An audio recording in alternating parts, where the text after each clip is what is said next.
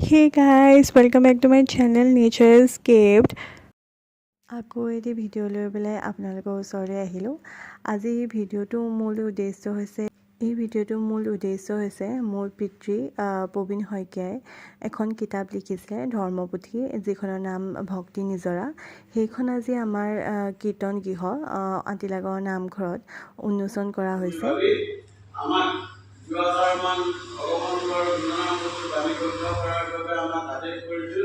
আজি তেখেতসকলৰ আদেশ আমি শিৰত লৈ আমাৰ জ্ঞান অনুসাৰে আমি যিকণ আমি কৰিব পাৰোঁ সেইকণকে আমি লিপিবদ্ধ কৰিছোঁ। বিশেষতঃ আপোনালোকে জানে এই কলিযুগত জীৱশ্ৰেষ্ঠ মানৱ হ'ব লাগে, কিন্তু জীৱশ্ৰেষ্ঠ মানৱ হৈ আমি বহুতকৈ অধম কিছুমান কৰ্ম কৰিব লগা হৈছে।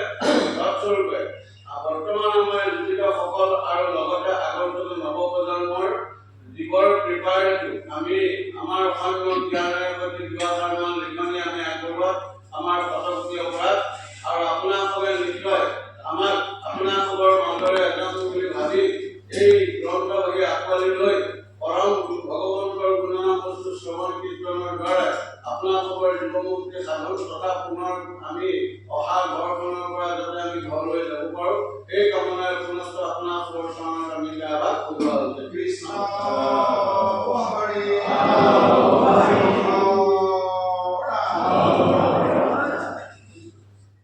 তাকে আজি আমাৰ নামঘৰত উন্মোচন কৰা হ'ল আৰু উন্মোচন কৰিছে চিনামৰা কলেজৰ অধ্যাপক পৰেশ বৰা খুৰাই। তেখেতৰ বহুতো অৰিহণা আছে, কাৰণ দেউতাক উৎসাহ তেখেতেই বহুত দিছিলে আৰু লগতে আমাৰ গাঁৱৰ সমাজৰ মানুহখিনিয়েও বহুত উৎসাহ দিছিলে যে তেওঁ যিমানখিনি জ্ঞান আহৰণ কৰিছে সেইখিনি যাতে মানুহৰ মাজত অকণমান হ'লেও বিলাই দিব পাৰে। আৰু সেইবাবে বহুত ভাল লাগিছে আজিৰ দিনটো যে যিমানখিনি প্ৰচেষ্টাৰ অন্তত আজি সম্পূৰ্ণভাৱে এখন কিতাপ ৰূপত দেউতাৰ লিখনি প্ৰকাশ পাইছে। সেইকাৰণে বহুত সুখী অনুভৱ কৰিছোঁ। জয়তেই আমি পৰম গুৰুজনালৈ প্ৰণাম জনাইছোঁ। জয় গুৰু শংকৰ সৰ্বগুণাকৰ জাগৰি নাহিকেও পাম, তোমাৰি শৰণ কৰে শত কোটি বাৰক কৰব প্ৰণাম, বাৰক কৰব প্ৰণাম। গুৰুক প্ৰণাম জনাইছোঁ, জগত প্ৰণাম জনাইছোঁ। সৰুৰে পৰাই দেখি আহিছিলোঁ যে দেউতা নামঘৰৰ নামাচাৰ্য ৰূপে আৰু লগতে বিভিন্ন সাংস্কৃতিক অনুষ্ঠানৰ লগতো তেখেত জড়িত হৈ আছিলে। সেইবাবে বহুতেই উৎসাহ দিছিলে যে তেওঁ নিজৰ যি জ্ঞান বুদ্ধি হৈছিলে সেই জ্ঞান বুদ্ধিৰ দ্বাৰা যাতে বেলেগলৈও সেই জ্ঞান বিলাই দিব পাৰে।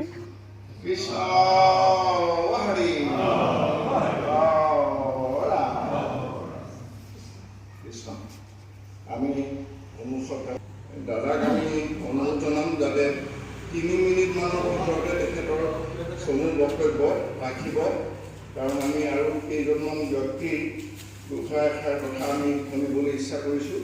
ইয়াতে তেখেতসকলৰ বক্তব্য আগবঢ়াব।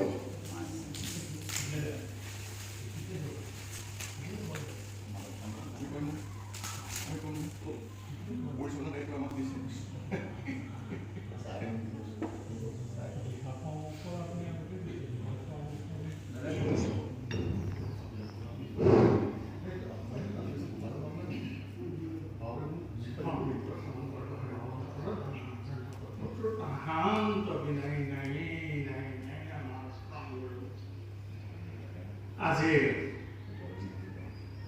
বিশেষকৈ মই আতিলাগাঁও ব্যক্তি হিচাপে কৈছোঁ, স্বীকাৰ কৰিছোঁ।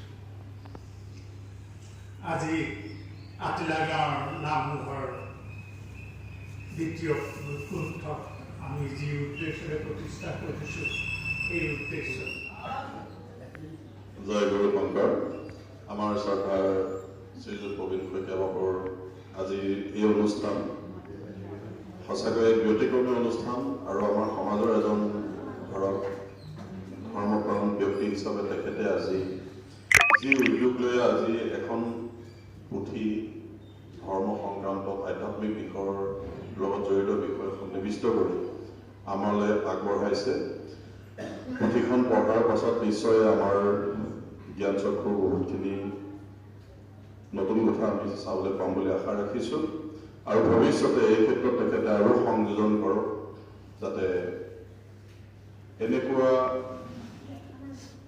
প্ৰয়াসেৰে আমাৰ সামাজিক দিশত আজি যুৱ প্ৰজন্মকো আমি সন্নিৱিষ্ট কৰি যাতে সমাজখন সুন্দৰ শান্ত আৰু এটা সমাহিত অৱস্থালৈ যাতে আমি নিব পাৰোঁ আৰু তেনেকুৱা ক্ষেত্ৰত তেখেতৰ আৰু যাতে অৱদান আমি পাওঁ তাৰে আশা কৰি তেখেতৰ এই প্ৰয়াসক আমি কৃতজ্ঞতা জনাইছোঁ।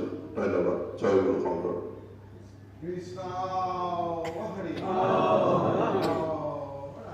যোৰহাট কলেজৰ প্ৰাক্তন অধ্যাপিকা নীলিমা বৰাৰ একাষাৰ।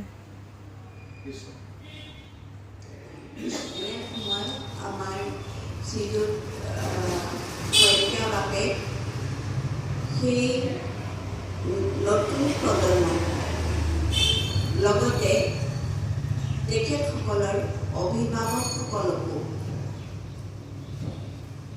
চকুত পৰাকৈ কিবা এটা কাম কৰিব খুজিছে। তেখেতসকলক লিখাৰ মাধ্যমেৰে কিবা এটা শিক্ষা দিব খুজিছে। মই জনামতে কিতাপখনত সেই সকলো কথা সামৰি লোৱা হৈছে। গতিকে এইটো এটা অতি মহৎ কাম কৰিছে বুলি ভাবিছোঁ। মই তেখেতলৈ কৃতজ্ঞতা জ্ঞাপন কৰিছোঁ, ধন্যবাদ জ্ঞাপন কৰিছোঁ। লগতে এনে এটা মহৎ কাম কৰি উলিওৱাৰ বাবে তেখেতক অভিনন্দন জ্ঞাপন কৰিছোঁ। মই আশা ৰাখিছোঁ তেখেতৰ যি প্ৰচেষ্টা সমাজক শুধৰণিৰ পথত নিবলৈ, সমাজখন এতিয়া যিহেতু শুদ্ধ পথত নাই সেই কথা মই নালাগে সকলোৱে স্বীকাৰ কৰে। গতিকে সমাজক এটা শুদ্ধ পথত আনিবৰ বাবে তেখেতে যি প্ৰচেষ্টা হাতত লৈছে সেই প্ৰচেষ্টা অব্যাহত থাকক। এনেধৰণে কাম কৰিবৰ কাৰণে মই সেই আশা ৰাখিলোঁ।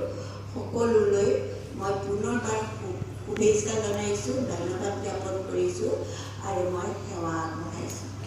কৃষ্ণ হৰি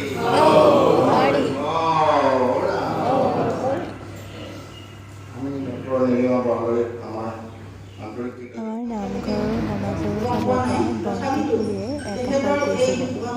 জৰিয়তে আমাৰ সমাজৰ লগতে পশু সমাজৰ যথেষ্ট উপকৃত হ'ব বুলি আমি ভাবিছোঁ। তেখেতে আমাক বহুদিনৰ পৰা কিছুমান কথা কৈ থাকে, আমি শুনো আৰু পাহৰি যাওঁ। ভাবিছোঁ এই গ্ৰন্থখনৰ জৰিয়তে তেখেতে দিয়া এই কথাখিনি আমি সদায় পাই থাকিম। আমাক যিহেতু সময় বান্ধি দিছে 2 মিনিট, গতিকে 2 মিনিটত আমি কিমান কৰিব আৰু তেখেতৰ অশেষ প্ৰচেষ্টাত আমি 4গৰাকীয়া নামৰ আসনলৈ পিনি আমাক আগবঢ়াই দিছিলে। গতিকে সেইখিনিতো আমি মাত্ৰ তেখেতৰ আঙুলিত ধৰি প্ৰথম খোজ দিবলৈ আৰম্ভহে কৰিছোঁ।